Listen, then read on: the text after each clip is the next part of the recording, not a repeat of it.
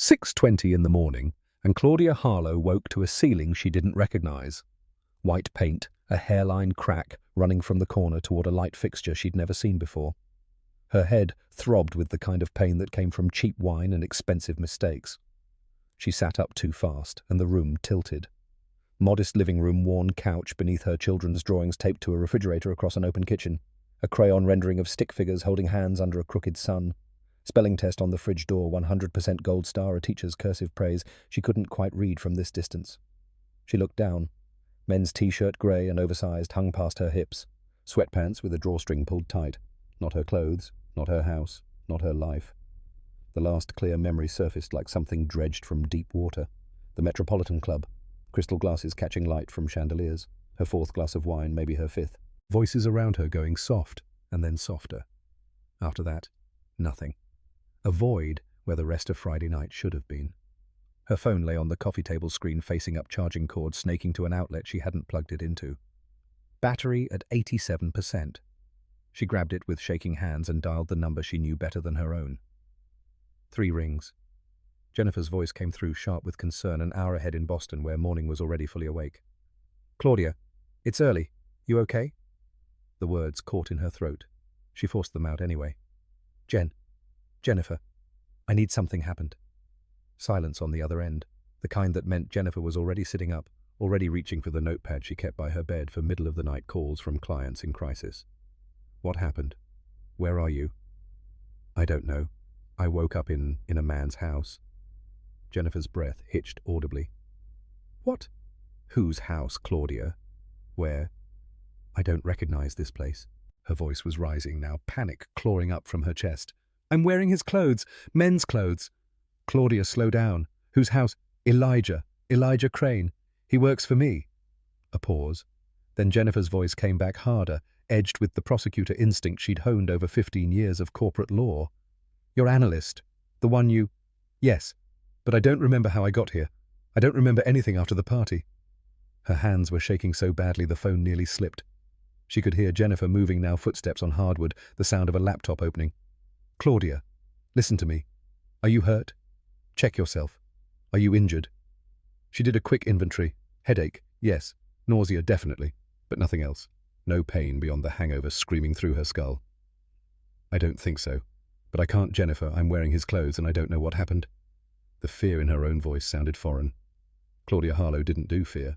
Claudia Harlow fired people before breakfast and closed million-dollar deals before lunch and went home to her empty River North condo where no one could see her cry about the husband who'd left her for a woman young enough to be their daughter if they'd ever had one. But this morning in this strange house wearing strange clothes, fear was all she had. "Did he hurt you, Claudia? I need you to think. Did anything—" She couldn't finish the question. Didn't need to. They both knew what she was asking. "I don't know. I can't remember." Jennifer's voice shifted into the tone she used in depositions, calm and inexorable. "Okay, listen. Stay right where you are. Don't leave. Don't touch anything. I'm calling the police right now." "Should I? I don't know if I should." "Yes, stay there. Keep your phone on. I'm calling 911 and then I'm getting on the next flight." Something in Claudia wanted to protest, wanted to say, "Wait, maybe there's an explanation. Maybe it's not what it looks like." But what came out instead was a whisper. "What if something happened to me?" Jennifer's response came swift and certain. "Then we deal with it. But first we get you safe. Claudia, can you get out of that house? Get out now." She looked around the modest room again. Evidence of a child everywhere.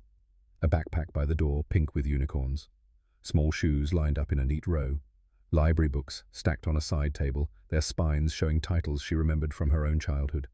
Charlotte's Web, Because of Winn-Dixie. "I'm calling them now," Jennifer said, and the line went dead. Claudia sat on the couch in a stranger's house wearing a stranger's clothes and waited for the police to arrive because she couldn't remember how she'd gotten here or what had been done to her in the hours she'd lost.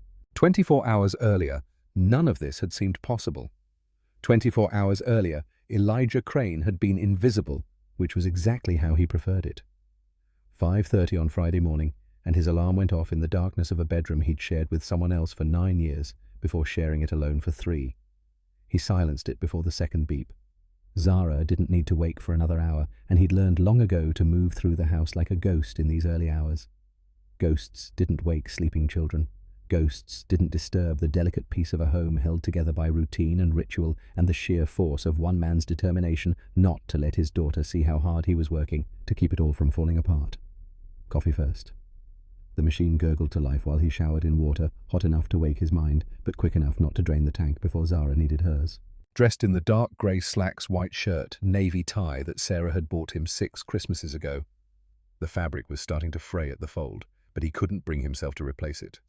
Some mornings, knotting that tie felt like the only conversation he still got to have with his wife. 6:15, and he started breakfast. Oatmeal with brown sugar blueberries from the discount pack at Jewel Osco. 2 bowls on the table, 2 spoons, 2 glasses of orange juice. Everything in pairs, because that's what they were now, him and Zara, a unit of 2 against a world that kept trying to divide them. 6:30, and he climbed the stairs to wake his daughter. She slept the way her mother had curled on her left side with one hand tucked under the pillow and the other clutching Mr. Snuggles, the stuffed elephant that had been her constant companion since she was 3. He sat on the edge of her bed and smoothed the hair back from her forehead, and when her eyes opened, they were Sarah's eyes looking back at him, brown and clear and trusting in a way that made his chest ache. "Morning, baby. Time to get up."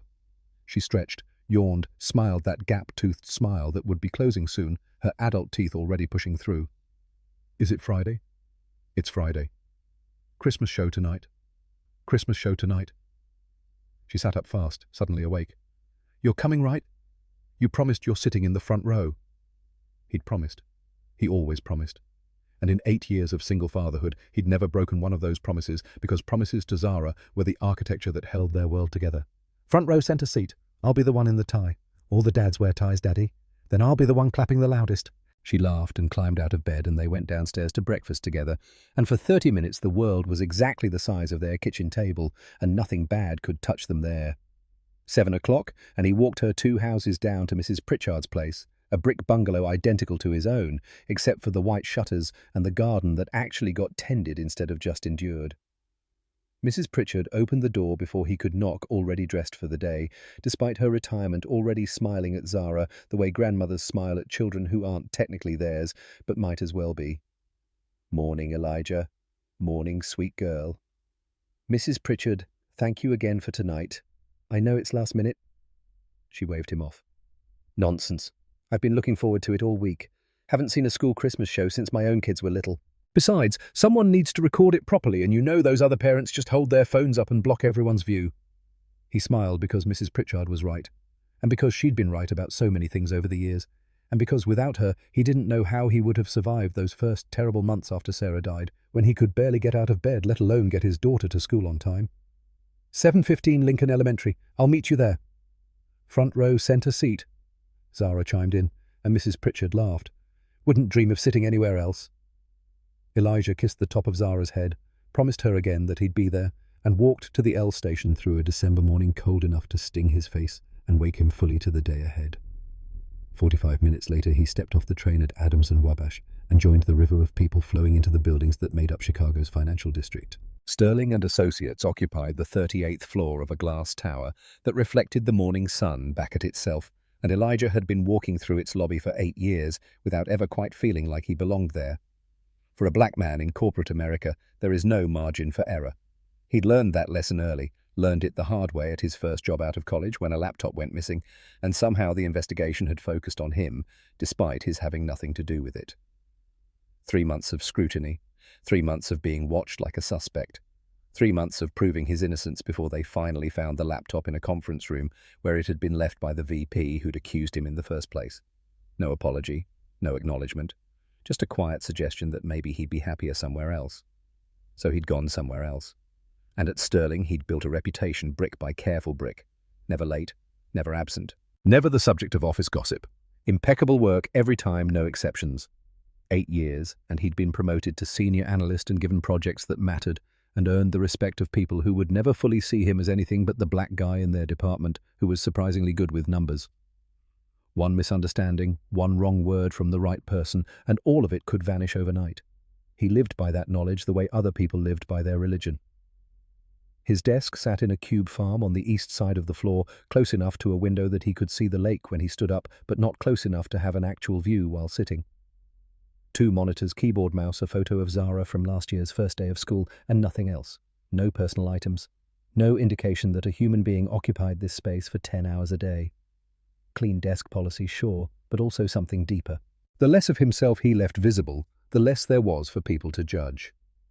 The morning passed in spreadsheets and email and a conference call with clients who needed reassurance about their fourth-quarter projections.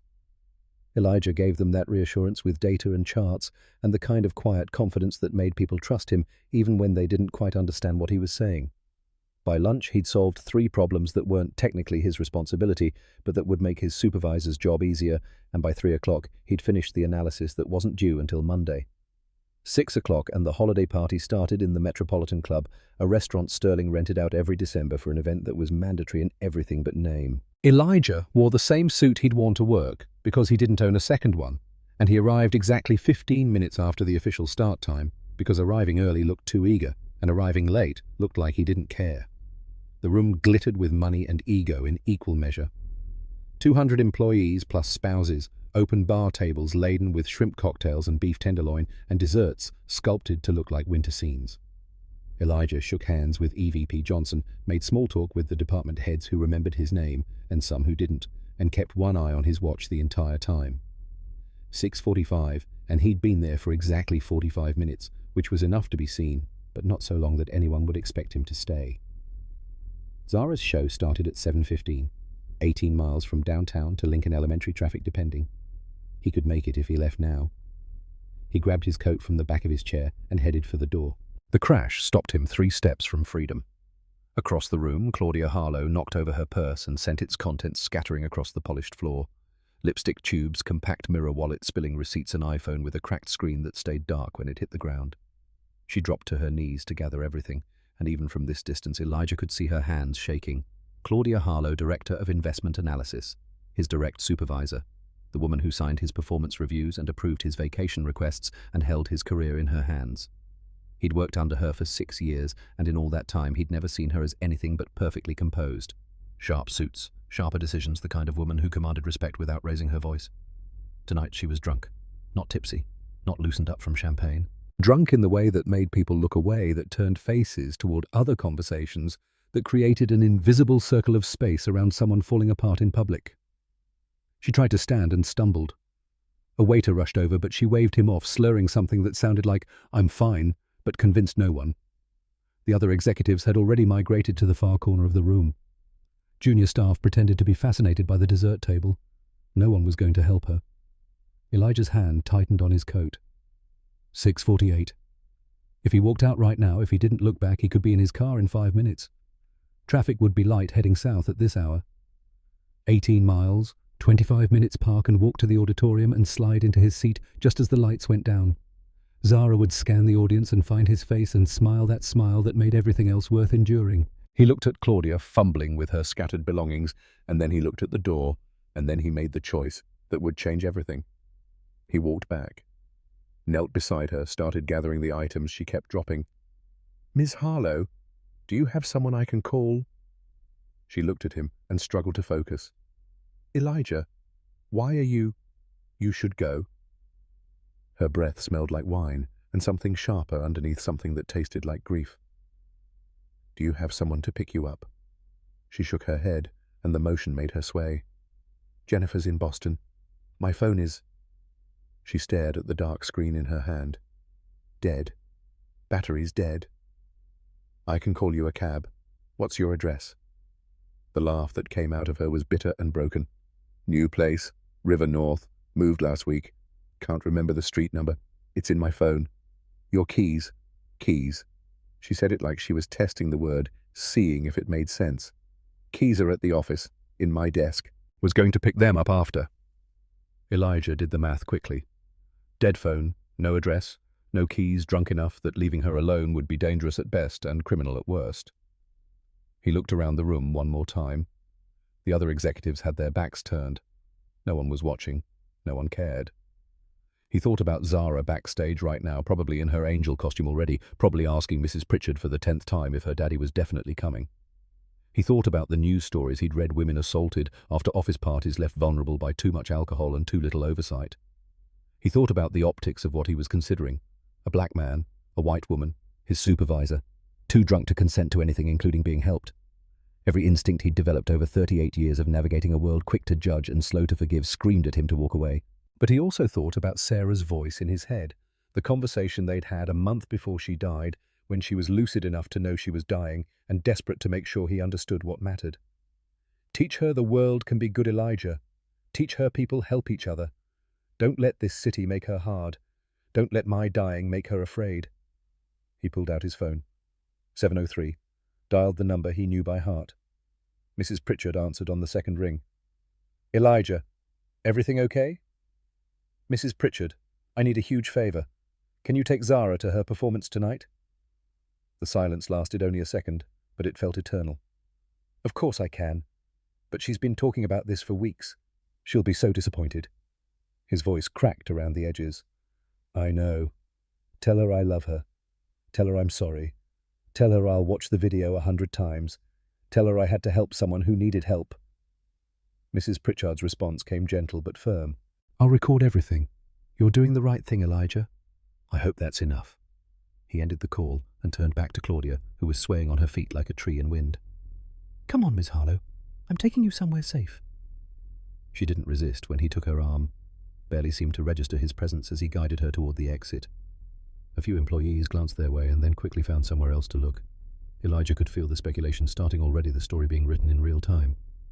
By Monday morning it would be office gospel. Did you see Crane leaving with Harlow? Heard they left together. Wonder what that was about. He helped Claudia into the passenger seat of his Civic, buckled her in like a child and pulled into Friday evening traffic heading south. 7:12 and they hit construction on the I-1994. Detour through the West Loop added 10 minutes he didn't have. Claudia drifted in and out of consciousness beside him, head lolling against the window. 7:15 and somewhere across the city the lights were going down in an elementary school auditorium. An 8-year-old girl in an angel costume was scanning the front row looking for a face that wasn't there. 7:25 and Claudia jolted awake. Stop the car! He swerved to the curb on Ashland Avenue. She stumbled out before he could help her and vomited onto the grass of someone's parkway. He found a water bottle in the back seat and handed it to her when she was done. She rinsed and spat and started crying. I'm sorry. God, this is so humiliating. He kept his voice level. It's okay. Let's just get you somewhere safe. Where are we going? He didn't answer because the truth was complicated. Her phone was dead. She didn't know her new address. Her keys were locked in her office. A locksmith wouldn't come until morning. He couldn't leave her alone in a hotel room in this condition. He had exactly one option, and it was the most dangerous one he could choose. He was taking her to his house. 7:46, and he pulled into the driveway at 1847 South Low Avenue. The bungalow sat dark and quiet. Mrs. Pritchard would have already left with Zara. He helped Claudia up the front steps and unlocked the door to a home that had been his parents' before it became his and Sarah's, and then just his and Zara's. 2 bedrooms, 1 bathroom, a living room that opened into a kitchen, hardwood floors that creaked in the same places they'd creaked for 60 years.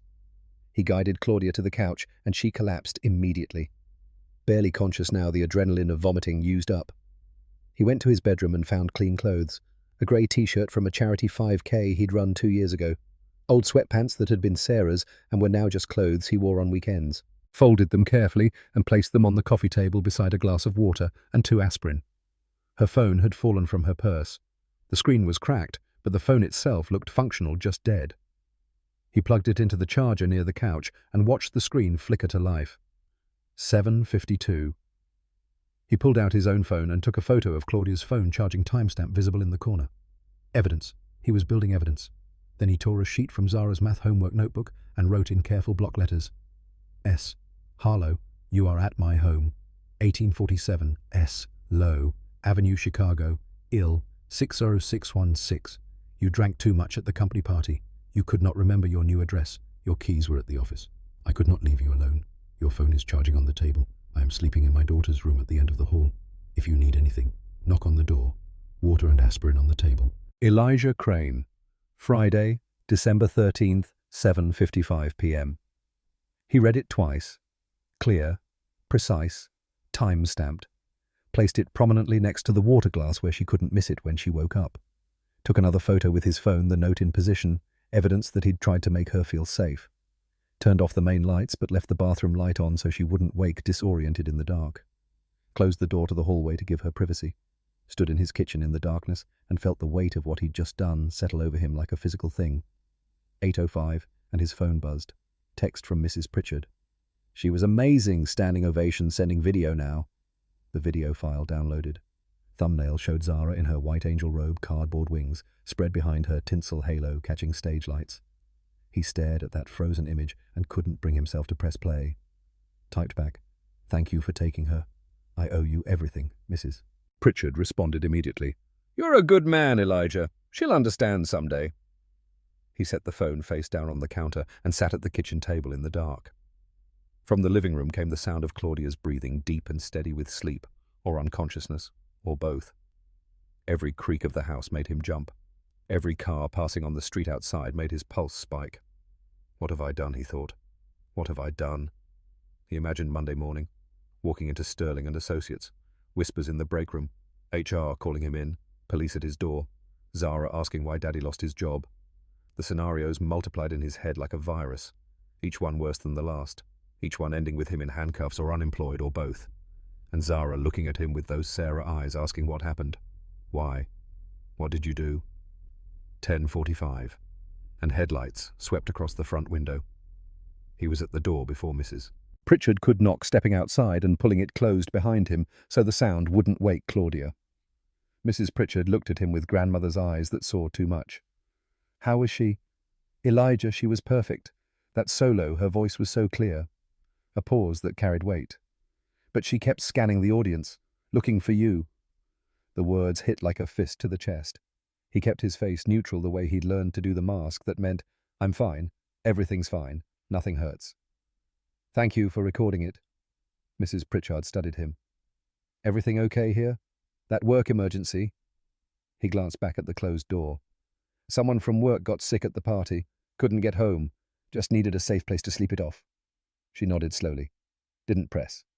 Mrs. Pritchard had been a teacher for 40 years, and she knew when to ask questions and when to let silence do the work. "She's asleep in the back seat. Wore herself out." He moved to the car and lifted Zara gently from the back seat. She stirred, eyes fluttering, open hands, finding their familiar grip around his neck, still wearing her angel costume under her winter coat. "Daddy." "I'm here, baby. Let's get you to bed." He carried her toward the house and prayed she wouldn't wake fully, wouldn't see the stranger on the couch, wouldn't ask questions he didn't know how to answer. But prayer had stopped working 3 years ago, when Sarah died, and it didn't start working again now. Zara's eyes opened fully just as they passed through the living room. She lifted her head and looked around, taking in details with the perfect clarity of a child who'd just woken from sleep. "Daddy, who's that lady?" His heart stopped. Started again. Kept beating because it had no choice. "Someone from work who got sick. She needed a place to rest." Zara squinted at the figure on the couch, trying to make sense of this disruption in her carefully ordered world. "Is she okay?" "She'll be fine by morning. Let's get you to bed now, okay?" Very quietly. She nodded and laid her head back down on his shoulder, and he carried her down the hallway to her room, where glow-in-the-dark stars still marked constellations she'd arranged 2 years ago. He helped her change from her angel costume into purple pajamas covered with stars, tucked her into bed with Mr. Snuggles pressed against her chest, leaned down to kiss her forehead, and she grabbed his hand before he could pull away. "You missed my song, Daddy." Not an accusation, just a fact. Somehow that made it worse.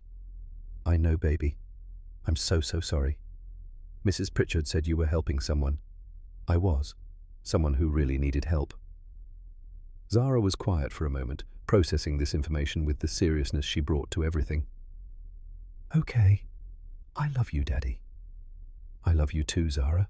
More than anything."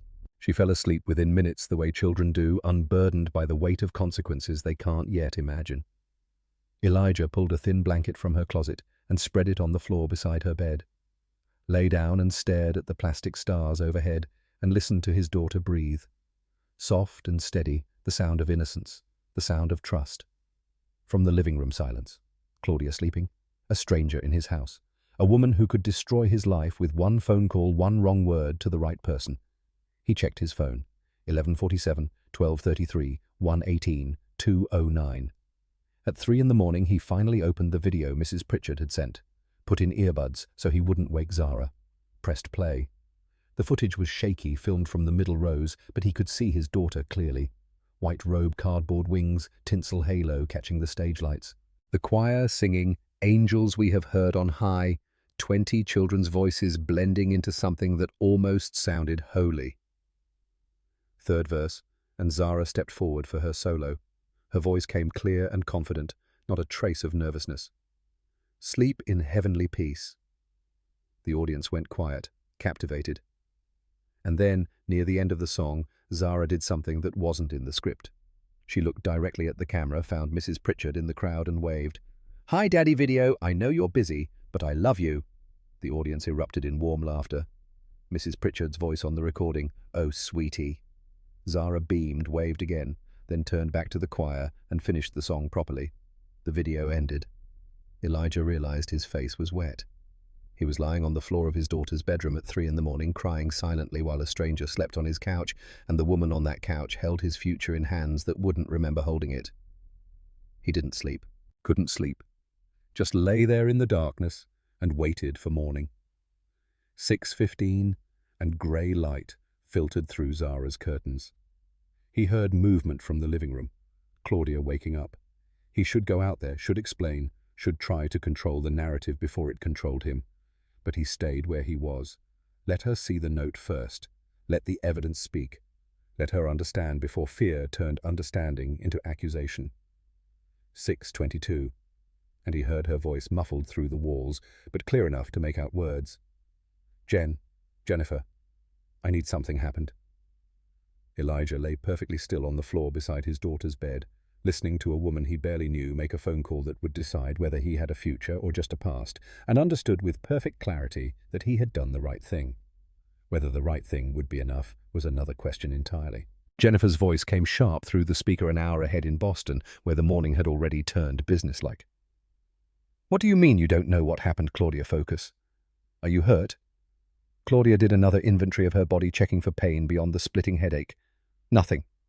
Just the hangover and the terror twisting her stomach into knots." "I don't think so. But Jennifer, I'm wearing his clothes and I can't remember anything." The pause on the other end stretched long enough that Claudia could hear Jennifer's breathing change, shifting into the controlled rhythm she used before cross-examining hostile witnesses. "Whose clothes specifically?" "Men's t-shirt, sweatpants, not mine." "And you woke up in his house?" "Yes." "Elijah Crane, your analyst, the man who reports to you?" "Yes." Jennifer's voice hardened into steel. "Claudia, listen very carefully. I need you to check your body thoroughly. Any bruising, any soreness, anything that feels wrong." Claudia closed her eyes and did as instructed, running her hands over her arms, her ribs, her legs. Everything felt normal, except for the nausea churning in her gut. "Nothing. I don't think, but I can't remember Jennifer. From about 8 o'clock last night until just now, it's just gone." That's not unusual with that level of intoxication. The memory doesn't come back. The clinical tone in Jennifer's voice somehow made it worse, like this was a deposition, like Claudia was a client describing an assault instead of a friend who might have been assaulted herself. What if something happened to me?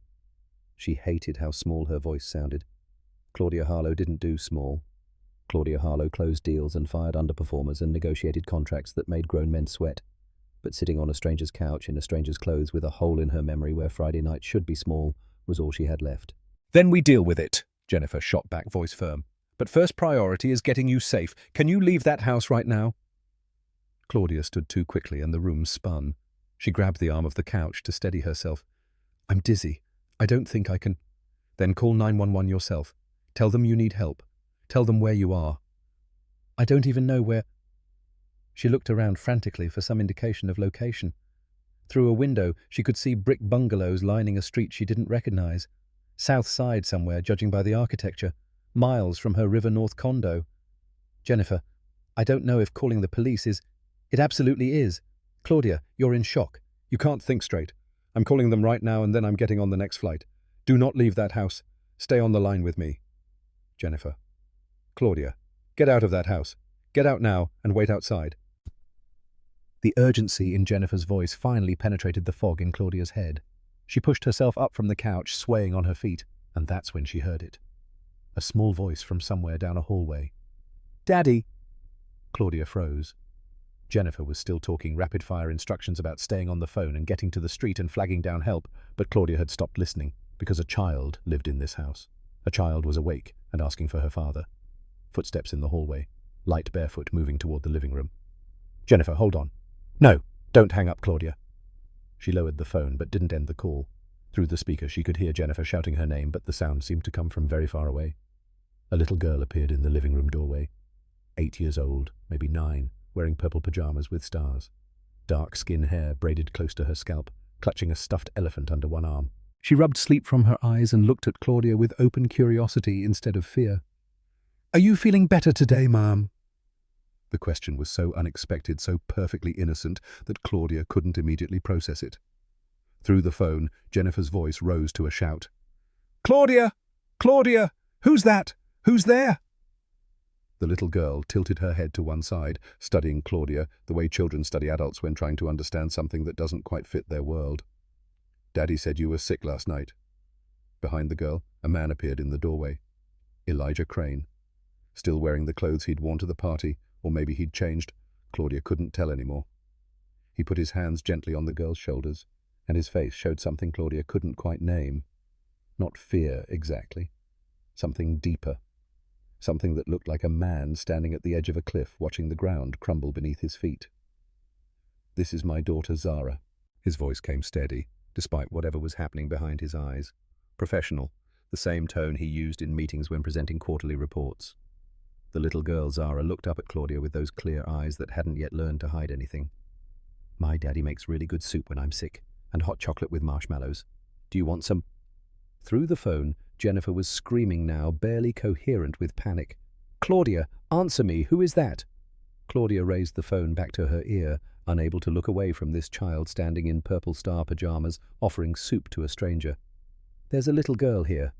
"What, who?" "Claudia, you need to—" "His daughter. He has a daughter." Jennifer went silent. Not the silence of having nothing to say, but the silence of rapidly recalculating every assumption she'd made in the last 5 minutes. Zara smiled up at her father, and then back at Claudia. "What's your name?" "I'm Zara. I'm 8. 8. The same age Claudia had been when her own father left. The same age when she'd learned that adults could disappear without warning, and nothing was ever really safe. "I was in a play last night. A Christmas play. I was an angel." The words came out matter of fact, the way children deliver information they think you might find interesting. No guile, no agenda.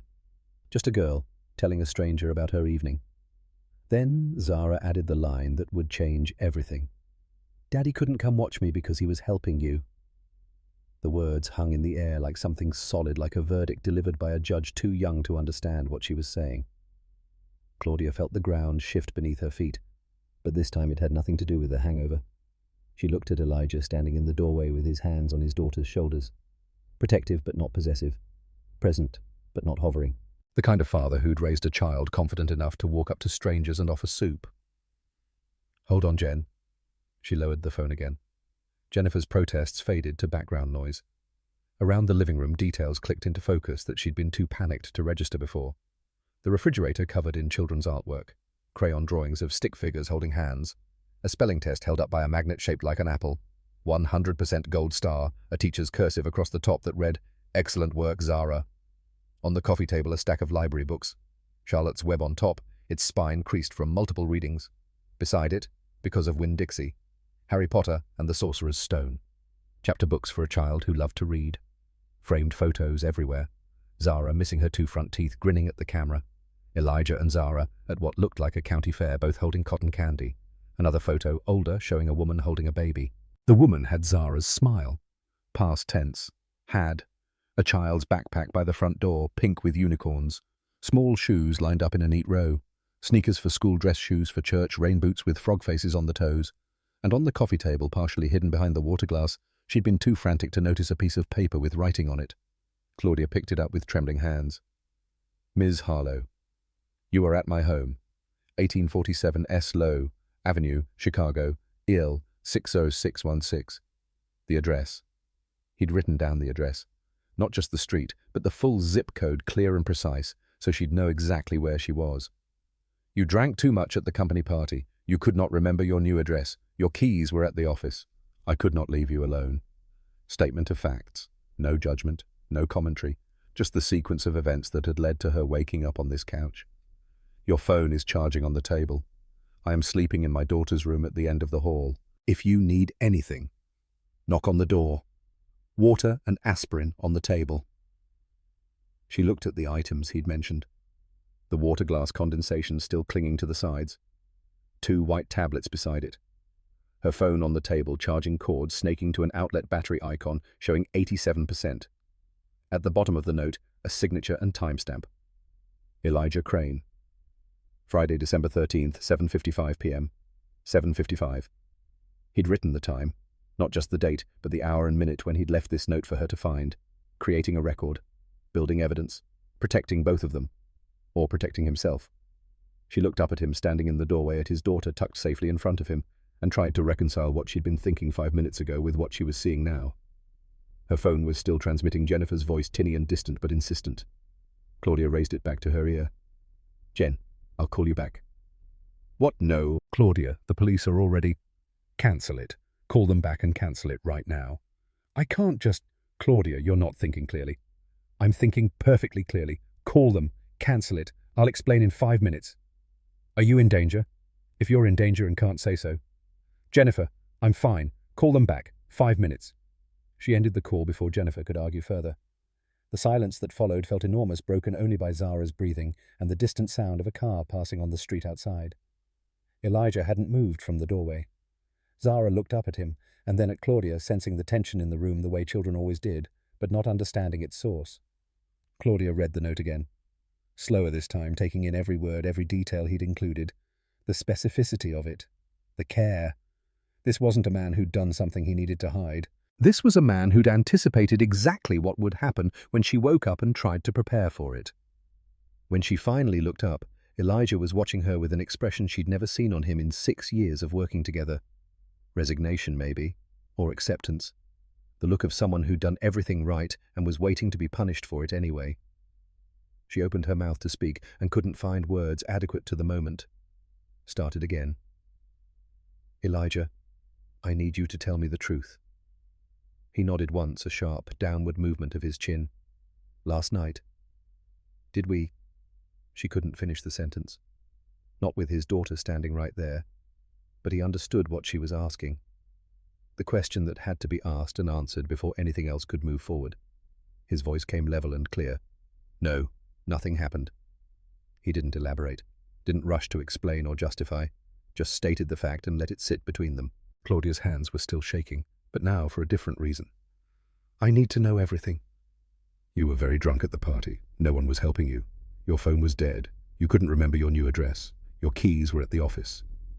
He spoke like he was reading from a script, each sentence delivered with the same careful precision as the note he'd written. "I couldn't leave you there alone. You couldn't get into your condo. A locksmith wouldn't come until morning. So I brought you here." He gestured toward the couch where she'd woken up. "You slept there. I left clean clothes because your dress was ruined." His eyes moved to the note still clutched in her hand. "I wrote that so you'd know where you were when you woke up. I plugged in your phone so you could call someone. I gave you water and aspirin for the hangover I knew you'd have." A pause. Then the part that mattered most. "And I slept on the floor in my daughter's room. That's everything." "That's the whole truth." Claudia looked past him down the hallway. Through an open door at the end, she could see a child's bedroom. Pink walls, glow-in-the-dark stars on the ceiling. A thin blanket spread on the floor beside a small bed. All night he'd been 20 feet away, separated by 2 closed doors and the width of a hallway. Close enough to hear if she called for help. Far enough to prove he'd kept his distance. Zara tugged on Elijah's hand. "Daddy, I'm hungry. Can we have pancakes?" The mundane question shattered something in the room. Claudia almost laughed, almost cried. Did neither because she didn't trust what would come out. Elijah looked down at his daughter. "In a minute, baby. The grown-ups need to talk first." Zara accepted this with the easy trust of a child who'd never been given reason to doubt her father's word. She padded back down the hallway toward her room, already humming something that might have been a Christmas carol. Alone now, except for the presence of a child just out of sight. Claudia and Elijah faced each other across a living room that suddenly felt too small for the weight of everything that had almost happened. "Why?" The question came out barely above a whisper. "Why would you help me?" You could have just walked away. Elijah's jaw tightened. For a moment she thought he wouldn't answer. Then his eyes moved to the hallway where his daughter had disappeared. Because she was watching. Claudia shook her head, confused. But she wasn't there. Not last night. In my head. She's always watching. He paused, choosing words carefully. I needed to be the kind of father who helps someone in trouble, even when it's dangerous, even when it costs me everything. Another pause, longer this time. But I need you to understand something, Miss Harlow. The formality of the title felt wrong after everything, but neither of them knew how to fix it. I don't have the luxury of being misunderstood. What you say next to your friend to anyone, it matters. It matters more than you probably realize. The words landed like stones. Not an accusation, not a plea. Just a statement of fact, delivered by a man who'd spent his entire life calculating risks that people who looked like Claudia never had to consider. One wrong word from you, he continued, voice steady, despite the tremor she could see in his hands, and 8 years of perfect work disappears. One accusation, even if it's later proven false, and I lose everything. He held her gaze, unflinching. So I need to know. Do you understand what almost happened just now? Claudia looked down at the note again. At the timestamp. At the water and aspirin he'd left within reach. At her phone charged and ready. At the evidence spread throughout this modest living room of a life built on love and sacrifice and the determination to raise a child alone. She understood exactly what had almost happened. Her phone rang. Jennifer calling back, probably to tell her the police were on their way regardless. Claudia answered before the second ring. Jen, Jennifer's voice came fast and urgent. I called 911 like you said to cancel, but they said for this type of call they have to send someone anyway. Claudia officers are probably already en route. Then call them again. Tell them it was a mistake. Tell them I'm fine. How do you know you're fine? How can you possibly? Claudia's voice hardened into the tone she used when closing deals, the one that meant the negotiation was over and the decision had been made. Jennifer, listen to me very carefully. Are you listening? Yes, but nothing happened. Do you understand nothing? Jennifer started to protest and Claudia cut her off. He has an 8-year-old daughter. He missed her school play, her first lead role, because he was making sure I was safe. She looked at Elijah, standing perfectly still in the doorway, watching this conversation determine his future. He slept on the floor of his daughter's bedroom. He left me a note with the time on it so I wouldn't be scared. He charged my phone. He gave me water and aspirin. He did everything possible to make sure I was safe. Her voice broke on the next words, but she forced them out anyway. And I almost destroyed his life because I was too panicked to look around first. Silence on the other end. Long enough that Claudia could hear Jennifer's breathing change again, shifting from attack mode to something resembling understanding. Are you absolutely certain? I'm positive. You're not being coerced. If you are, say the word Boston and I'll know. Despite everything, Claudia almost smiled. I'm not being coerced. Jennifer, he's standing in his living room making breakfast for his little girl. The only thing this man is guilty of is being decent when he had every reason not to be. Another pause, shorter this time. Okay, I'll call the police again, but Claudia, for the record, don't ever drink like that again. I won't. I promise. She ended the call and set the phone carefully on the coffee table. Her hands were steadier now. The panic that had gripped her when she first woke had transmuted into something else. Shame, maybe. Or horror at what she'd nearly done. Elijah still hadn't moved, standing there like a man waiting for a jury to return a verdict braced for either outcome because both were possible and neither was in his control. Claudia rose from the couch and walked toward him. He stiffened, but didn't step back.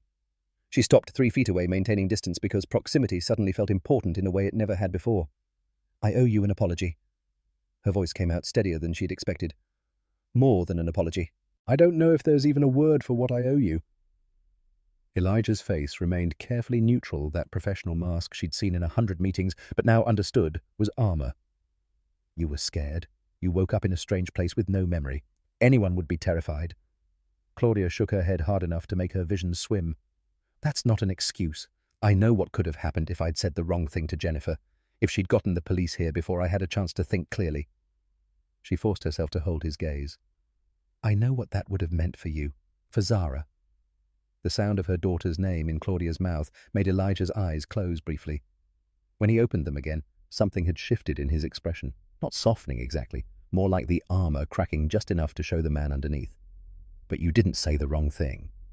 But I almost did. And you knew I might. And you helped me anyway. The question that had been building since she read the note finally forced its way out. Why would you take that risk? Elijah looked past her toward the hallway, where Zara was probably getting dressed or playing with her stuffed elephant, or doing whatever 8-year-olds did on Saturday mornings when the adults were busy tearing down and rebuilding worlds. Because I want my daughter to grow up believing that when someone needs help, you help them, even when it's hard, even when it's risky, even when the smart thing would be to walk away. He returned his attention to Claudia. I've spent my whole life being careful, being invisible, making sure I never give anyone a reason to doubt me. The words came slower now, like he was working through thoughts he'd never spoken aloud before. But goodness isn't measured by what you avoid. It's defined by what you choose when the easy path would be to turn away. Something in Claudia's chest cracked open, not her heart exactly, a heart. Something deeper. The place where she'd been storing every compromise, every calculation, every time she'd chosen safe over right, because the cost of being wrong was too high. Before she could respond, Zara appeared in the hallway again, dressed now in jeans and a sweater with a snowman on it, hair still in the same braids Mr. Snuggles left behind in favour of more pressing concerns. Can we show Ms. Harlow my video now, from my play? Elijah looked at Claudia with a question in his eyes. Permission being asked. She nodded. I'd like that very much. They moved to the kitchen table, the three of them, and Elijah pulled out his phone. His thumb hovered over the screen for just a moment before pressing play. Claudia watched his face as the video started, saw something cross it that looked like pain or love or both at once. The footage was shaky, filmed from an awkward angle somewhere in the middle of what must have been a packed auditorium. But Zara was easy to spot. White angel robe, cardboard wings that sparkled under stage lights, a tinsel halo that caught and reflected every beam like a promise. 20 children on stage singing "Angels We Have Heard on High" in the wavering harmony of elementary school performances everywhere. Some were off-key. Some were looking at their parents. Some were picking their noses. But Zara stood center-left, third row, and when her solo line came, she stepped forward with the confidence of a child who'd been told she was loved so many times she'd started to believe it. Sleep in heavenly peace. Her voice rang clear and true, and for those 3 seconds, the entire auditorium went silent. Claudia could hear it on the recording, the sudden hush of 200 people holding their breath because sometimes children surprise you with beauty. Then, near the end of the final verse, Zara did something the other angels didn't do. She looked directly at the camera, found the person recording, broke character completely, waved with her whole hand the uninhibited wave of a child who hadn't learned self-consciousness yet. "Hi, Daddy Video, I know you're busy, but I love you." The audience erupted in warm laughter. An older woman's voice on the recording, probably Mrs. Pritchard. "Oh, sweetie." Zara beamed, waved again, then turned back to the choir and finished the song with perfect seriousness, as if she hadn't just given her father a message across 18 miles and an unbridgeable distance. The video ended. Elijah's face was wet. He wiped at it, quickly, embarrassed, but not quickly enough. Zara watched him with concern. "That's my favorite part. I added it myself." Her tone suggested this was an accomplishment worth celebrating. "Mrs. Patterson said it wasn't in the script, but I wanted to say hi just in case you couldn't come, so you'd know I was thinking about you too." She looked up at her father with absolute trust, no trace of resentment or disappointment. Just love offered freely because that's what children do before the world teaches them to hold back. Claudia had to excuse herself, stood abruptly and asked where the bathroom was. Elijah pointed down the hall, and she walked there, carefully closed the door, and let herself cry for the first time since her divorce became final. Cried for the child she'd almost hurt without ever knowing her name. Cried for the man she'd almost destroyed because fear had been easier than looking around. Cried for herself, standing in a stranger's bathroom on a Saturday morning, confronting the reality that she'd spent 15 years building a career and a marriage and a life that had fallen apart in 18 months, and the only person who'd been there to catch her when she fell was someone she'd never bothered to really see. 5 minutes, and she had herself under control. Washed her face with cold water from a faucet that dripped. Dried her hands on a towel that smelled like lavender detergent. Looked at herself in the mirror and saw someone she barely recognized. When she came back to the kitchen, Elijah was making pancakes. Zara sat at the table, swinging her legs, chattering about something that had happened at school. Normal. Domestic. Everything Claudia's River North condo wasn't. She stood in the doorway and watched this father and daughter navigate their Saturday morning routine, and understood with sudden clarity what she'd been given the chance to destroy. Elijah noticed her watching and gestured to the table. "There's enough for 3, if you'd like some." The offer was tentative, like he wasn't sure whether hospitality was appropriate under the circumstances. Claudia wanted to say yes, wanted to sit at this table and eat pancakes and pretend for 30 minutes that she was part of something instead of someone who'd spent 6 years supervising people without really knowing them. But the taxi would be here soon. Her real clothes were probably ruined. She needed to leave before she complicated this situation any further. "Thank you, but I should go. I've taken enough of your morning." She pulled out her phone and called for a cab instead of an Uber. Elijah had been right about that too. An Uber driver would have her name her pickup location. A cab offered anonymity, protection. Even now, he was protecting her. 15 minutes, the dispatcher said.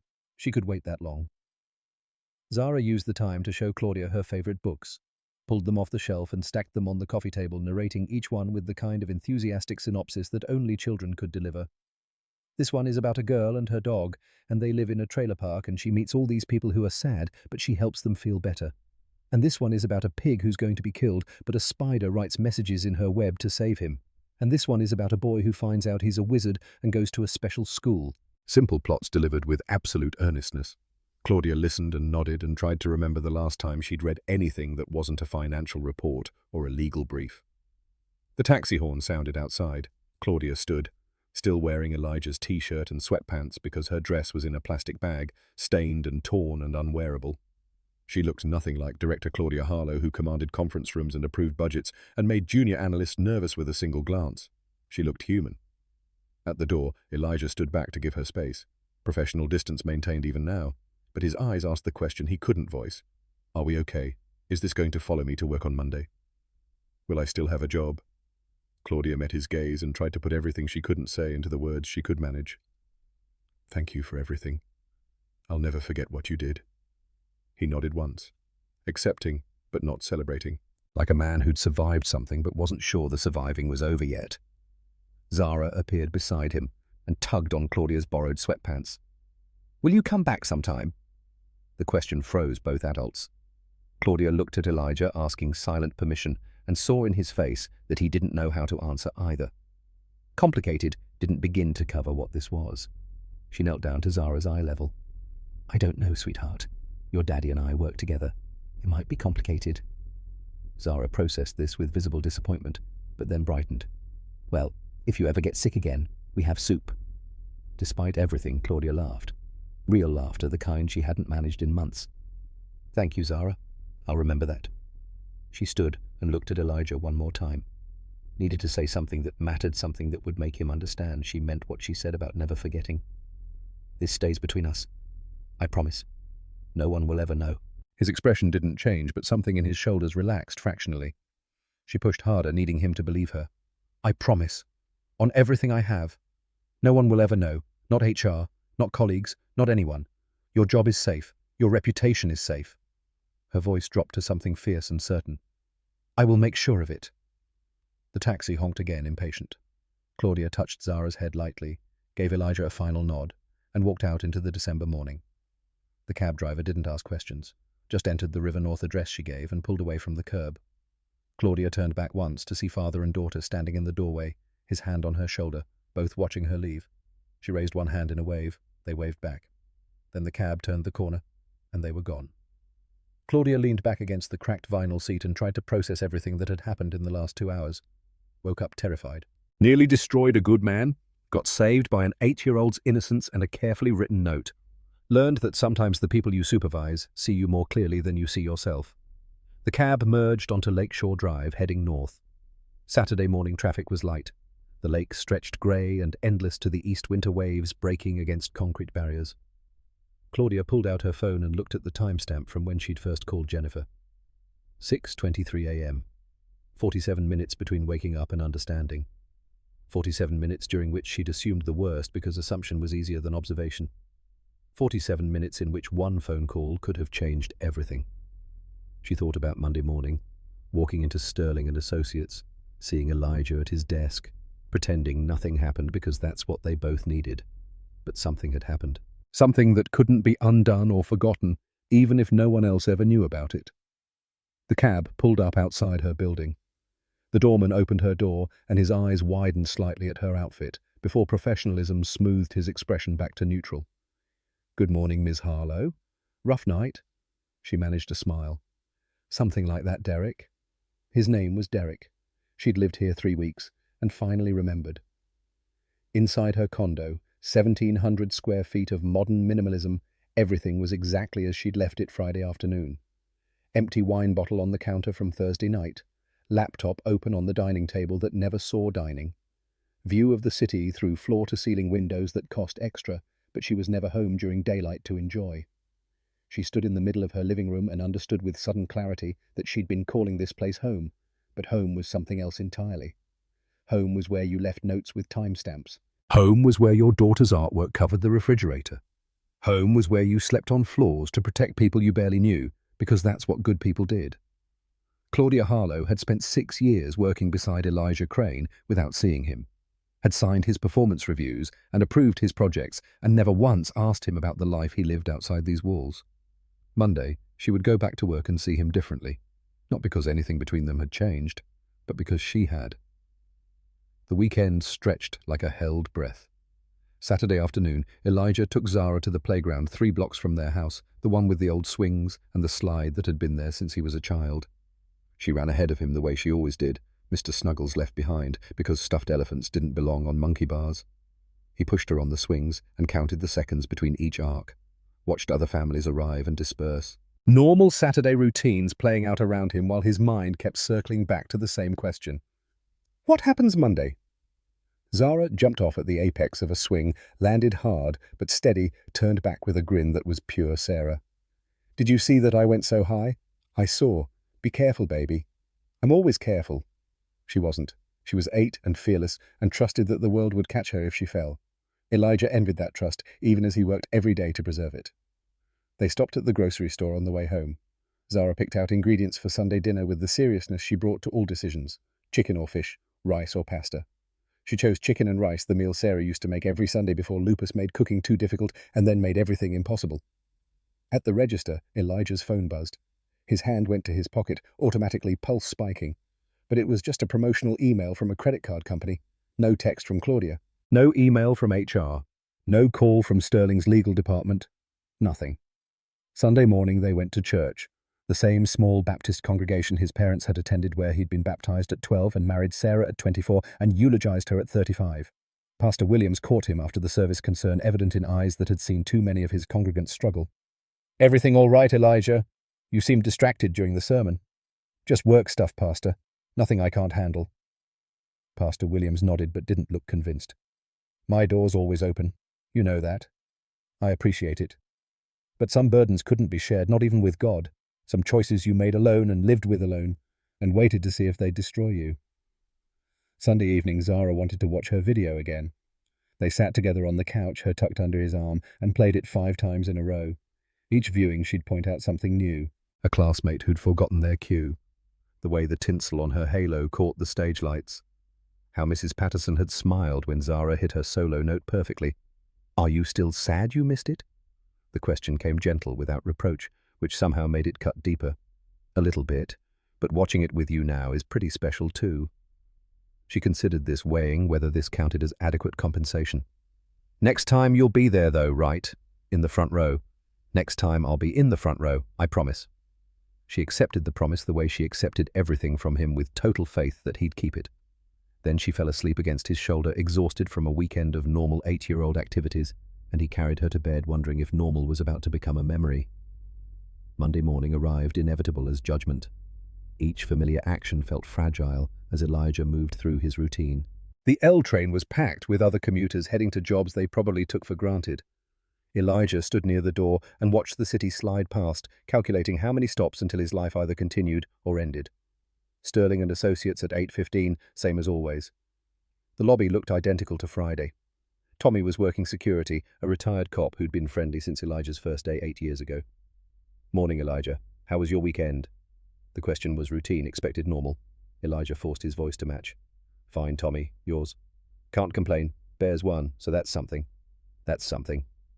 He signed in, took his badge, walked to the elevators, rode up with Sarah from accounting and a new hire whose name he couldn't remember. They discussed the weather, the holiday party, weekend plans. No one looked at him strangely. No one whispered after he passed. 38th floor, and the elevator doors opened onto a Monday morning indistinguishable from any other.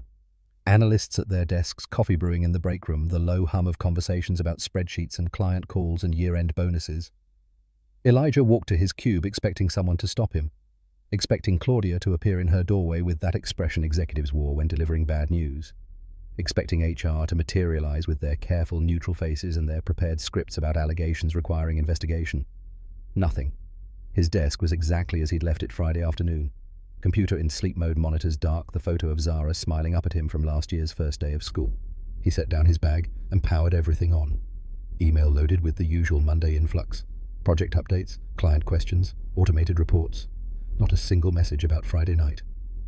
9 o'clock, and the department meeting started in conference room B.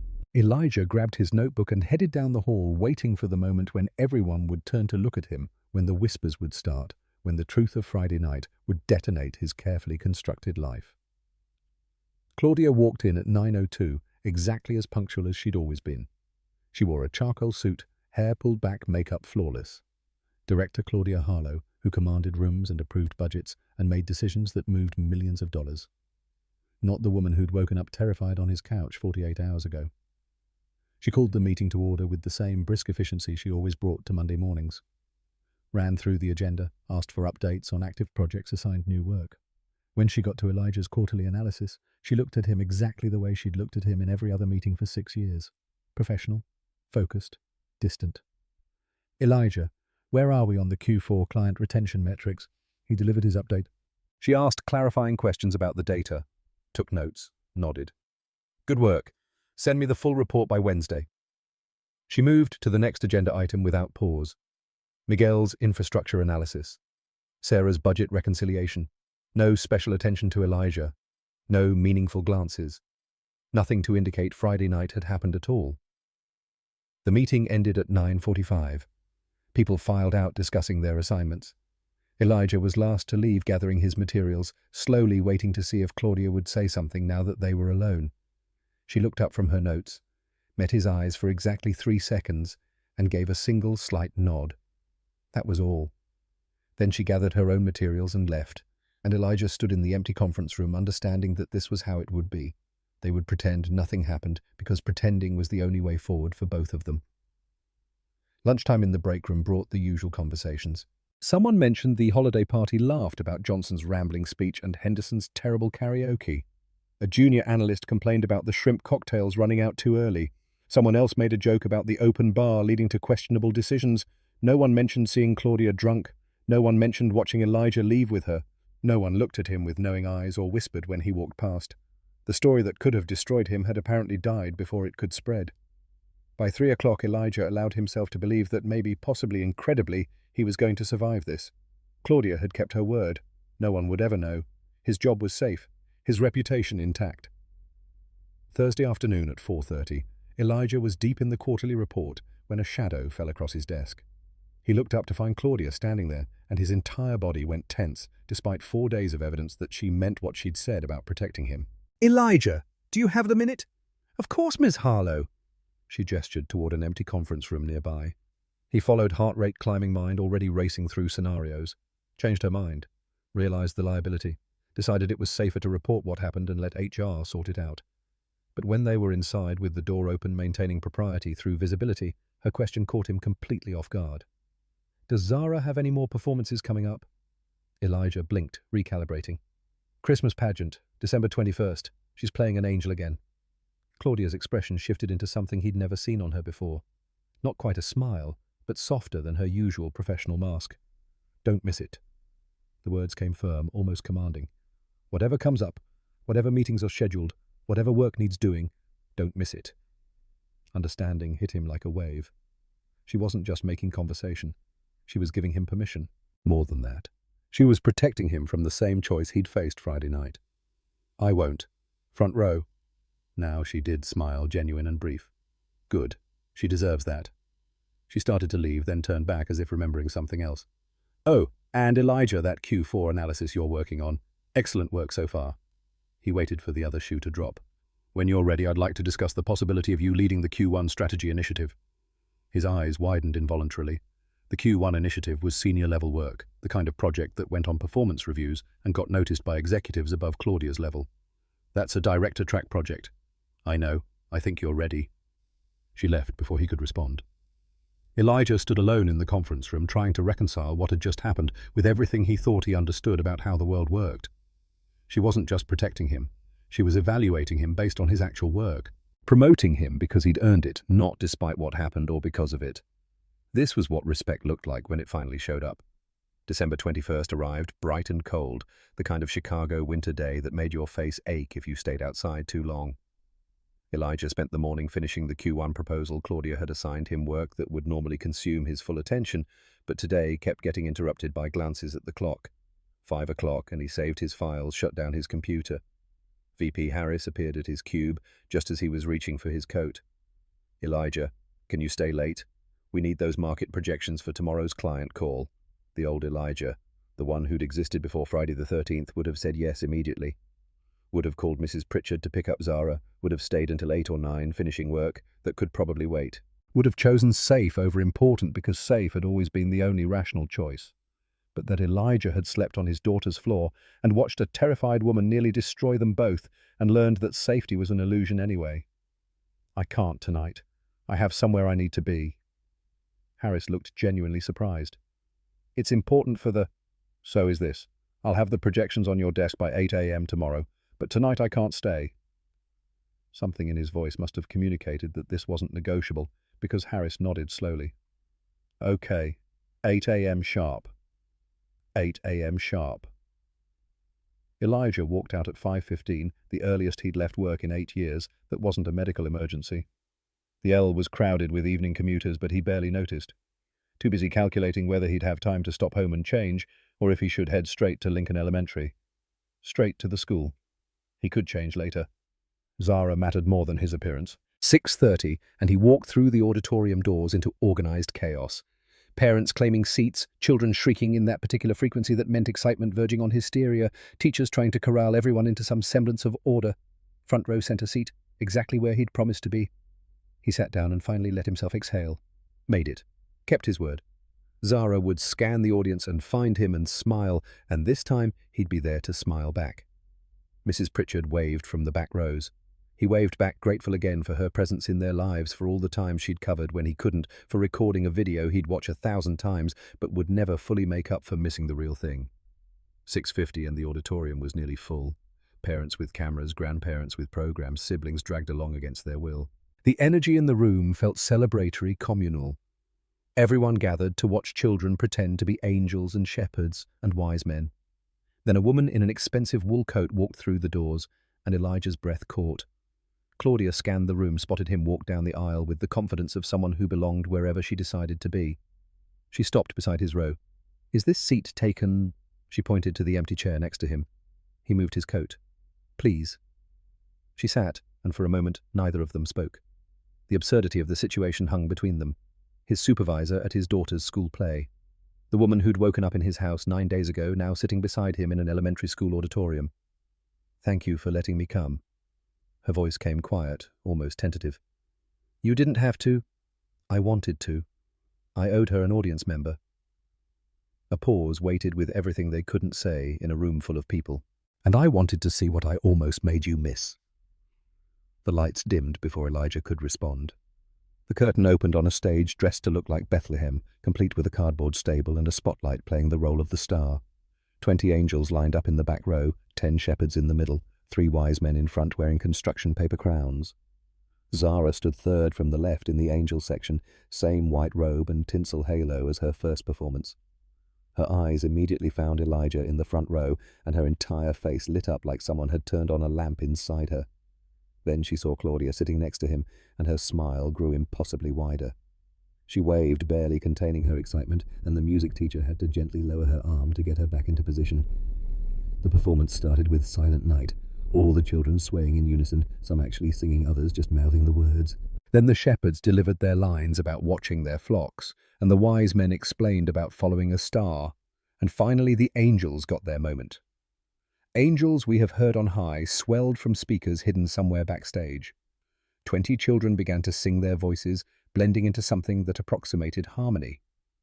Third verse, and Zara stepped forward for her solo exactly as she had 9 days ago when Elijah had been 18 miles away, helping someone he barely knew. "Sleep in heavenly peace." The words rang out clear and true. Every parent in the audience leaned forward, captivated by this small girl with the big voice. Elijah felt Claudia go still beside him, watching with the kind of attention that meant she was really seeing, not just looking. The song ended. The children took their bows. The audience applauded with the enthusiasm reserved for school performances everywhere, where every child was someone's everything. Lights came up and chaos erupted again. Children swarming into the audience to find their families. Parents with cameras trying to get one more photo. Teachers trying to round up borrowed costumes before they disappeared into the night. Zara appeared in front of Elijah at full speed, launching herself at him with the complete trust that he'd catch her. He always did, scooping her up despite her getting too big for this kind of embrace. "You came. You're here, front row." Front row, just like I promised.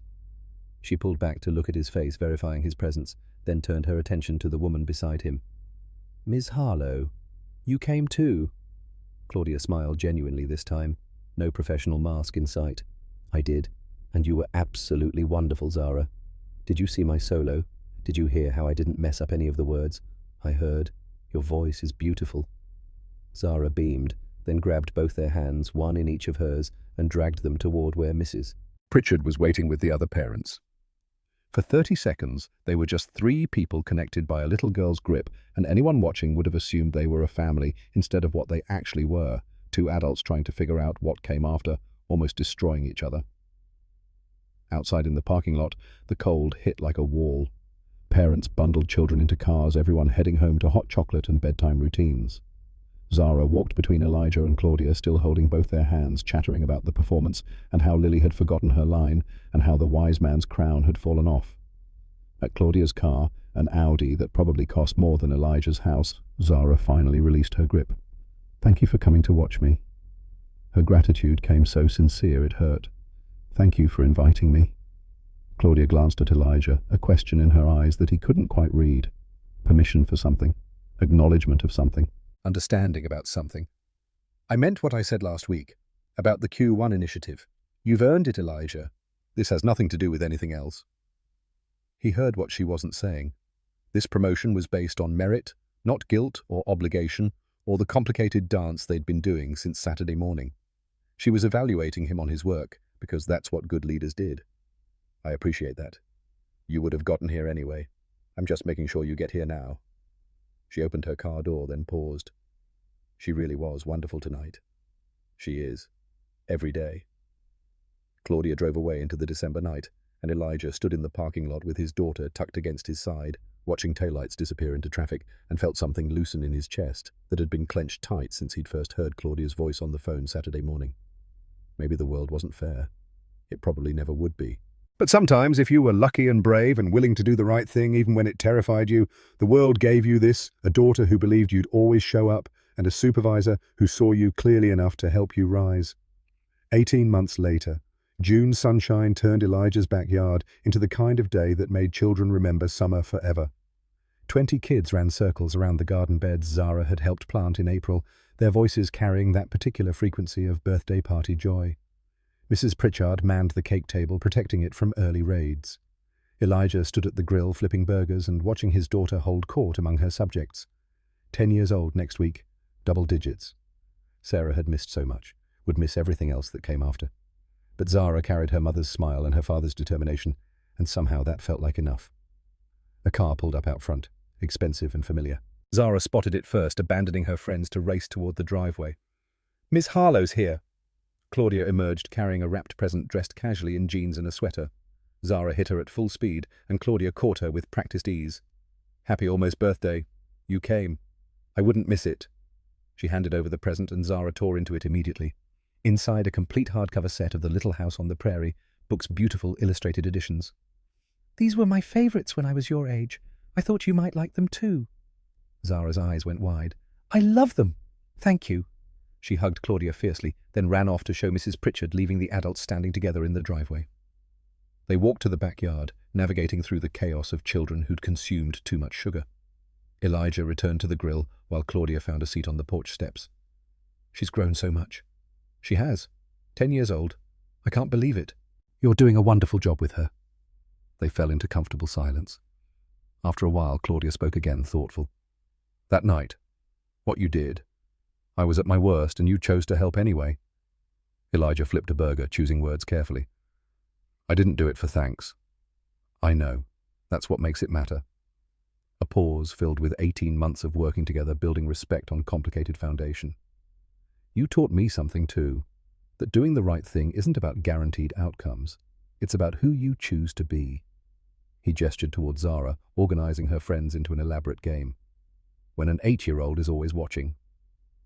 Zara appeared at his side, tugging his sleeve. Daddy, can we do cake now? Give everyone 10 more minutes, then we'll do cake. She groaned theatrically, but accepted the ruling. Claudia watched her go with an expression that looked almost like contentment. Later, after cake and presents and departing guests, Elijah tucked Zara into bed, surrounded by new books and birthday cards. Did you have a good party?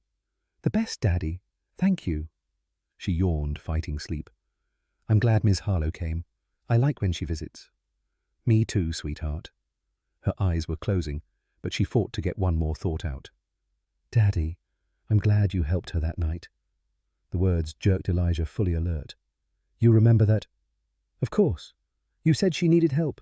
You helped her even though you missed my show.